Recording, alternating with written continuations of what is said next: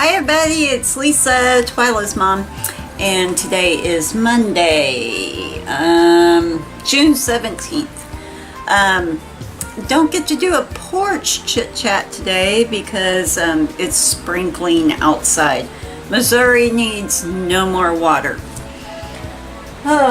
Before I go on, if you are new to the channel, thank you for coming along. I hope you will hit that button and subscribe. Hit the little bell right next to it so that you will know every time that there's a video updated.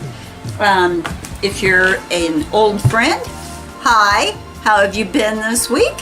Hope you've all done well. What has happened this week? Yes, my job did add an extra day to our weeks, which means my 3-day week has turned into a 4-day week, and my 4-day week has turned into a 5-day week. That's 12 hours each day. But I was sick last week, so I missed the whole week, and it looks like I'm going to miss the whole week this week because I am having some intestinal issues, and I wound up in the ER on Monday night and Tuesday because I was in so much pain. Now, some of you may know that my daughter Twyla does have Crohn's disease. No one else in my family has ever been diagnosed with Crohn's disease, IBS, irritable bowel, colitis, nothing like that. Now, our gallbladders seem to be shot by the time we are in our 50s and 60s. But other than that, no one's ever been diagnosed. But I did go to the ER because I was in a lot of pain on Monday night. They did a CRT scan where they put the dye inside of you, and that's a weird feeling. Yeah, really weird feeling. But they didn't find anything wrong with my gallbladder. I really thought it was a gallbladder attack because it was right in the pit of my ribs, like, you know how your ribs meet? It was right there in the middle in that section where your ribs meet. It wasn't down low, you know, where you would think if you're having intestinal issues it would be. It was, I don't know. It wasn't like indigestion or heartburn or anything like that. It felt like squeeze and then let go, squeeze and let go, and it just kept doing this and doing this. So went to the ER. They gave me a fentanyl, I think is what it was, and sent me on my way and told me it was not my gallbladder. It was an inflamed ileum, which is an attachment somewhere with your connecting your intestines to something. I don't know what. But anyhow, they told me to follow up with a gastrologist and sent me home, which was all. And they gave me a painkiller, hydrocodone,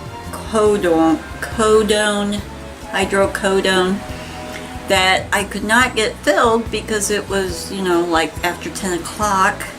So I came home, immediately went back into pain. I was awake all night, Monday night, Tuesday morning. Finally, about 8 o'clock on Tuesday morning, I told Scott, my husband, I said, you gotta take me back, I'm dying. I am dying here, I'm in so much pain. So he took me back to the ER. They reread the CRT scan and said, yes, that's what it seems to be. They got me back to where my pain was manageable. By this time, Scott had gotten my prescription filled for me. They took more blood and everything like that. They said, okay, you need to follow up with a gastrologist, which my insurance will allow me to go and see a specialist without a referral. But anytime I've ever called someone, like when we were trying to find my daughter a grown-up gastrologist because she's over 18 now, oh, you have to have a referral. Our office will not take you without one. It's like, but my insurance doesn't require it. And they said, well, that's not the way we work. So I was almost positive I was going to need my doctor's referral. So I called their office. Well, I didn't call their office, Scott did, because on Tuesday I came home after they got my pain under control. Came home and I went to bed. And I think I slept until 7 or 8 o'clock that night. I was exhausted. And by that time I was so pumped up with painkillers that I was able to sleep, so I did. But Scott called my doctor to let him know we were going to need a referral. Well, my doctor said, no, I want to see her first. So Wednesday I was home and called the doctor. I was feeling better. I was on my hydrocodone and antibiotics. So they did put me on an antibiotic and got that. I had that in my system, so I was able to kind of function a little bit. So I called my doctor and they said, well, he is booked solid for 2 weeks. I'm like, well, what am I going to do? I said, I don't have enough pain pills to make it that long, and I'm worried that, I can't go to work in this kind of condition. So they told me, they said, well, I'll tell you what, you call back tomorrow morning, which would be Thursday, at 7:30. Because each doctor here holds 2 appointments for emergencies. Be the first one to call here right up 7:30, and we can get you in. So that's what I did. They got me in. I saw my doctor on Thursday. He wants me to get the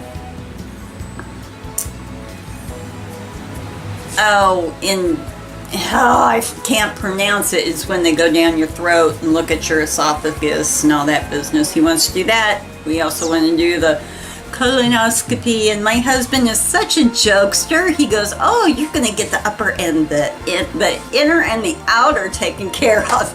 That's what he called it, inner and outer. I'm like, oh, Scott, you're too funny. So he told his nurse, I want this done as quickly as we can. Let's find out what's going on. For her to be in that much pain, she goes to the ER 2 days in a row. We got to figure this out. And then let's get her referred to a gastrologist. So that's what she was supposed to do. So let's see. On Friday, a gastrologist called me. She is from out of town, but I go to see her in July 2nd. And but he wanted the procedure done quicker than that, so they were going to try to get someone here in town to do it, which that don't bother me because any kind of results or anything will be sent to my gastrologist.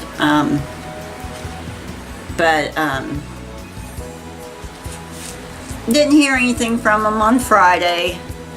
I called this morning, still hadn't heard anything from them. So I don't know if they're going to be able to do that down here, or I'm going to have to wait after all until July 2nd, which is a real pain in the butt because I'm not in as much pain, but I can tell when I'm starting to overdo it. He put me on a bland diet. He goes, I want you on a bland diet until we figure out what's going on.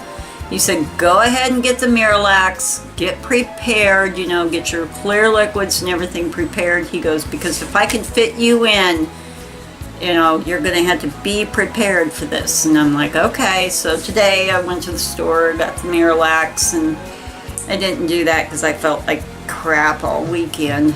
And I knew they weren't going to do that on the weekend. But I felt okay this morning.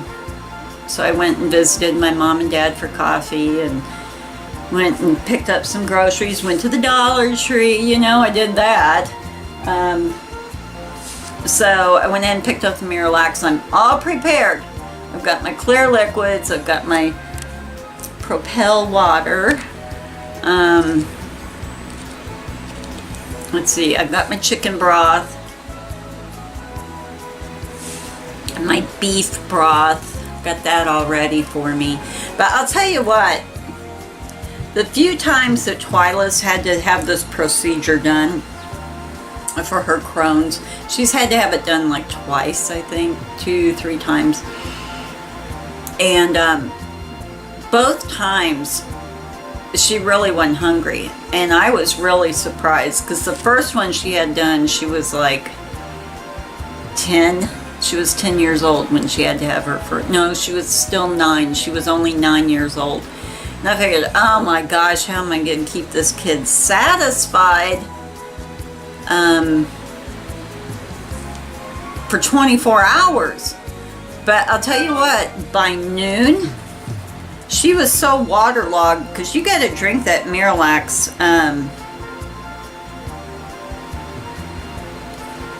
You got to drink that Miralax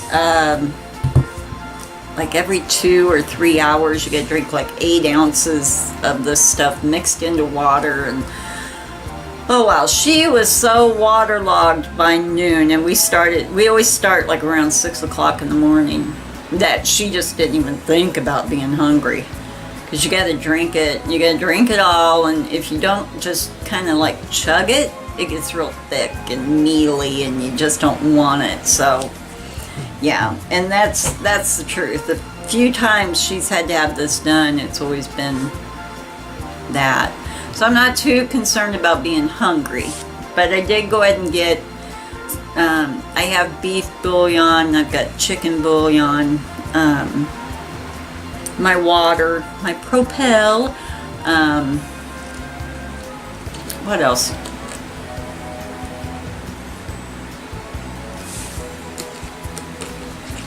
You're not supposed to have coffee. Pretty much if you can see through it, you can have it.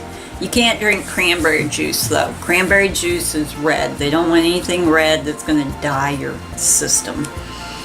But that was what I was up to last week. Just mainly just resting and stuff. And like I said, I feel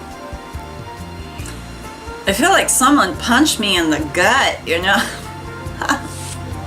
I feel really sore in my stomach. It's really weird, and I have a headache. And I think that's because he didn't take me off of coffee yet, but he did limit my coffee. And you guys know I love my coffee. I love it. I love it.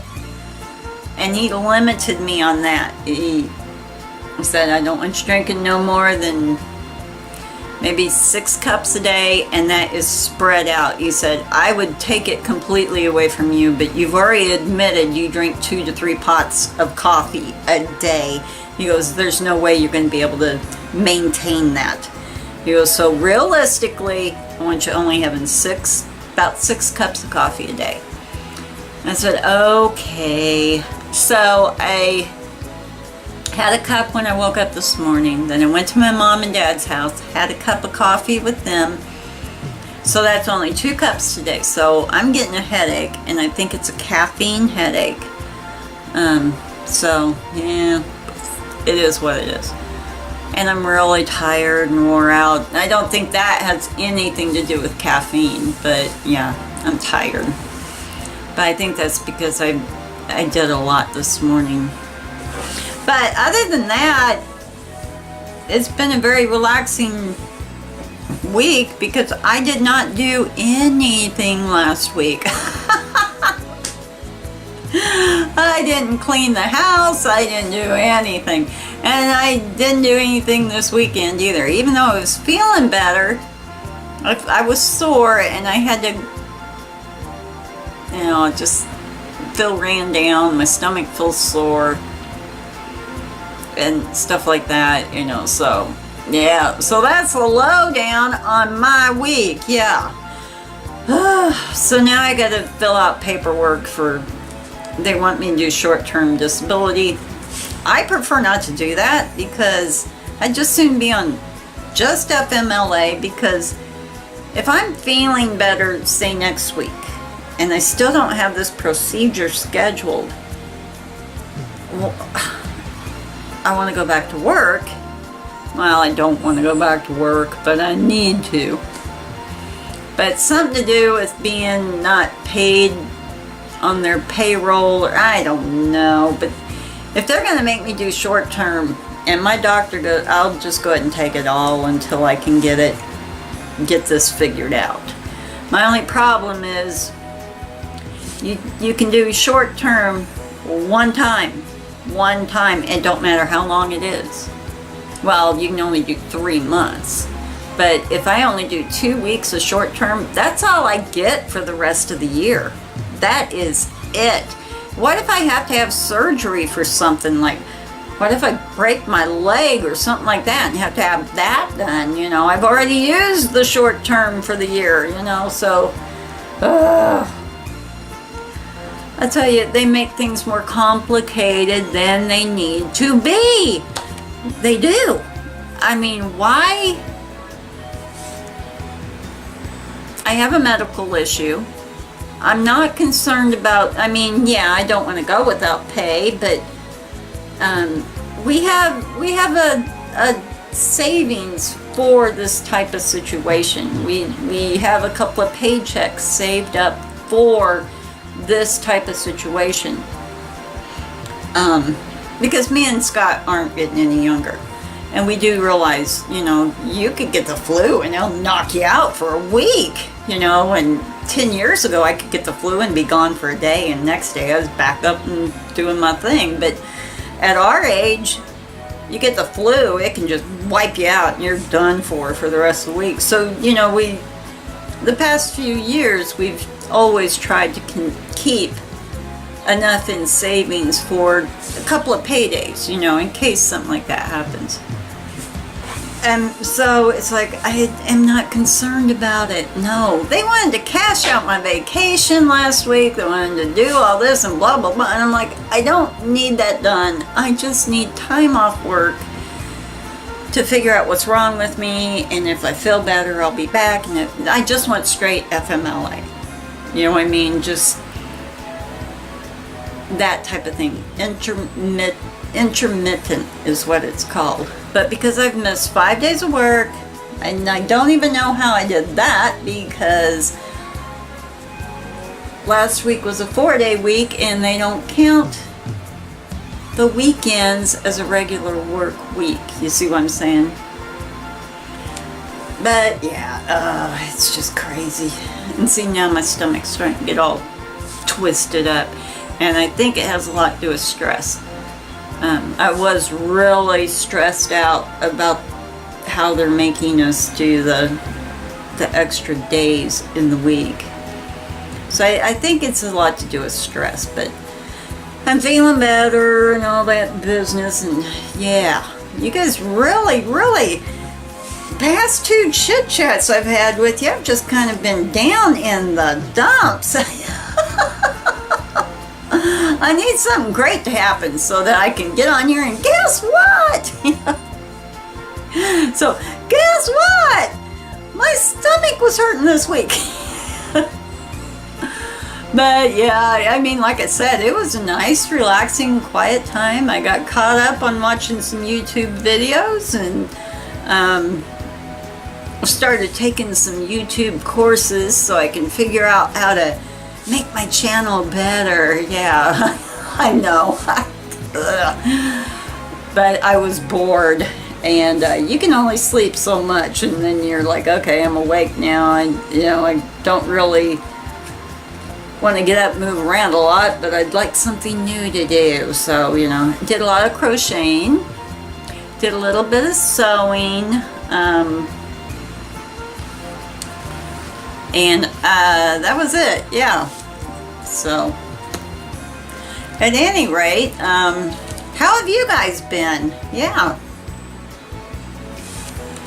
I'll tell you what, here in my part of Missouri, if we get any more rain, it's just going to be disastrous. We're completely surrounded pretty much by, well, not completely surrounded, but we have Truman Lake on one side of us. We've got,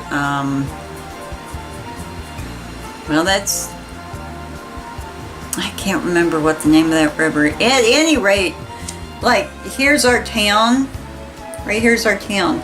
And like that in a half circle is completely surrounded by water to begin with. And then add all this rain that's going on, and it is getting bad.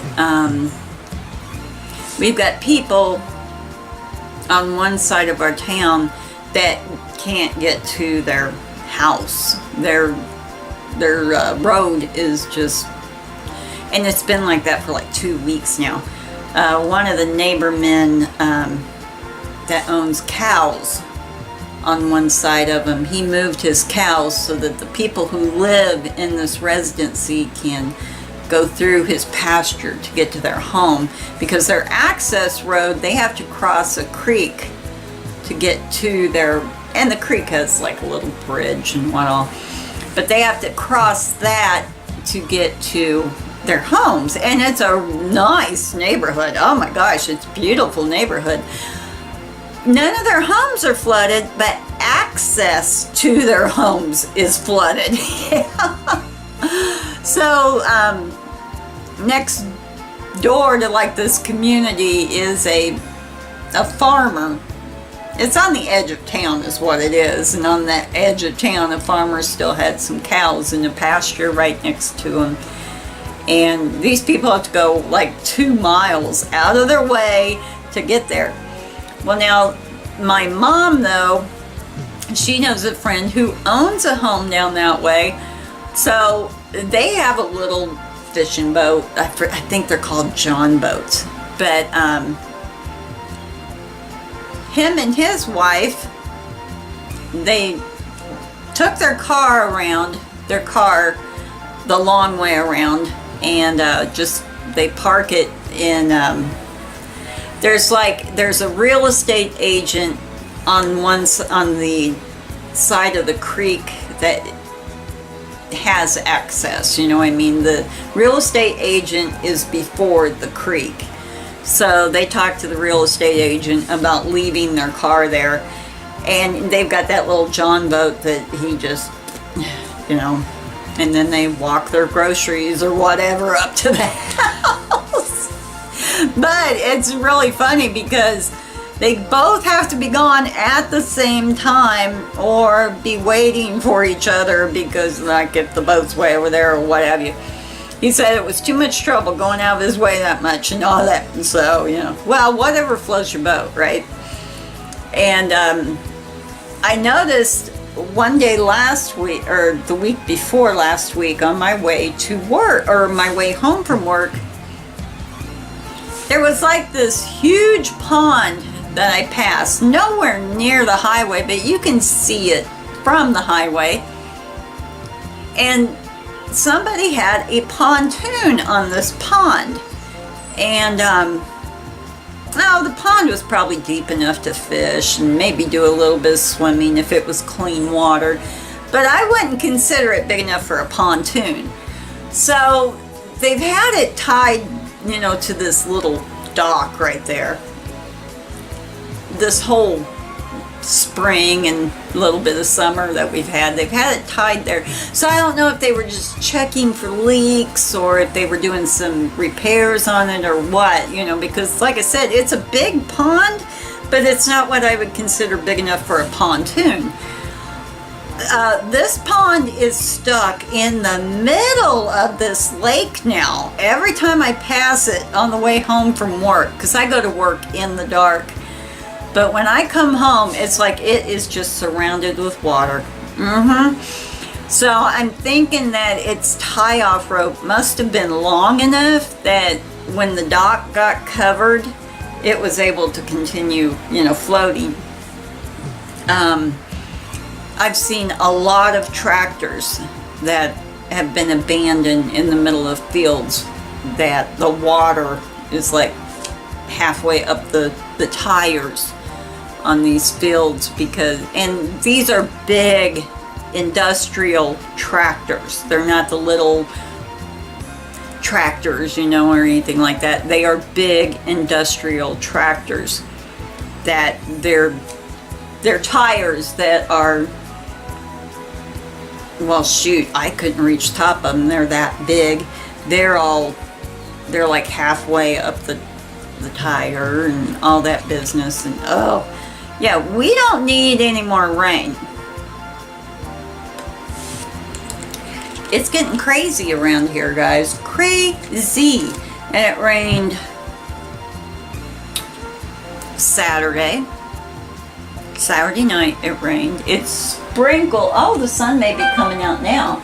It was sprinkling this morning and a little bit this afternoon, but I see the sun is trying to come out, so that must mean it's quit sprinkling. Well, no, it can sprinkle when it's sunny, but I bet it's not. So yeah, we're going to be in trouble if something isn't, taken care of before long. And I don't know. I keep looking at my phone because I'm expecting my doctor to call. Let's see. So that's what's going on with weather around here. This little chit chat we're having here really isn't a chit chat. It's just letting you know what's happened this week in my life. Do you think that'd make a good thumbnail? I wonder if that would capture it. Yeah, I don't know. We'll have to wait and see, right? It might. So I'm going to get off of here, guys, because I've got a little bit of Walmart and a little bit of Dollar Tree. Didn't really find a lot at Dollar Tree this week. I found a couple of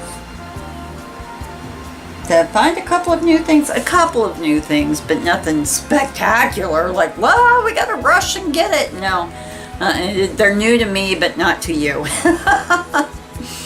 One of these days I'm going to get brave enough to take my camera in my Dollar Tree so you guys can see exactly how small my Dollar Tree is. We get nothing like you guys get. Nothing. You guys get a lot of great stuff.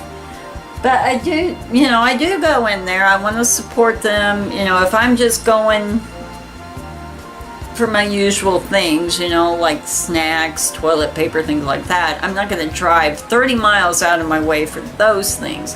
I saved those Dollar Tree trips for a fun day out shopping, like with my mom or my daughter or my sister when she's here in town. I don't do that on a regular basis because if I'm not careful, I'll spend a lot of money at the Dollar Tree, and there's no reason for that. Those dollars, they will trick you. They will trick you. You think, oh, it's just $1. Next thing you know, you get to the register and you've spent $60, $70, $80. Yeah. So yeah, I'm kind of glad my Dollar Tree don't have all the bells and whistles that some of you guys have, or I'd be in trouble. And I was starting to get that way. I really, really was. I was starting to get to where a week wouldn't go by and I'd just go in there and buy whatever. Oh, this notepad's cute. Oh, these are cute. Oh, I gotta have that. And I'm gathering things around the house for my garage sale, which I'm going to have as soon as we get a new garage door in, which we're waiting for a part. Gathering those types of things that I haven't touched for a year or more. I had a lot of things from the Dollar Tree that are now priced at a quarter at my garage sale. Brand new stuff. I didn't put $1 on them because, if people frequent the Dollar Tree, they're going to know it's from the Dollar Tree. But, so I want to get rid of this stuff. But anyway, I'm going to get off here, everybody. I got to do these two. Well, it might just be one. We'll see. We'll see. If I have time to fit both of them into one, it might just be one. Yeah, it might be. So I'm going to get off of here, everybody. I hope you have a wonderful week. And I guess I'll talk to you next Monday, unless they force me to work next Monday. I may not be back to work. It just depends. Just depends upon when I can get this procedure done. I'd like to just do it and get it over with so we can find out what's wrong with me. But yep, we'll talk to you guys later.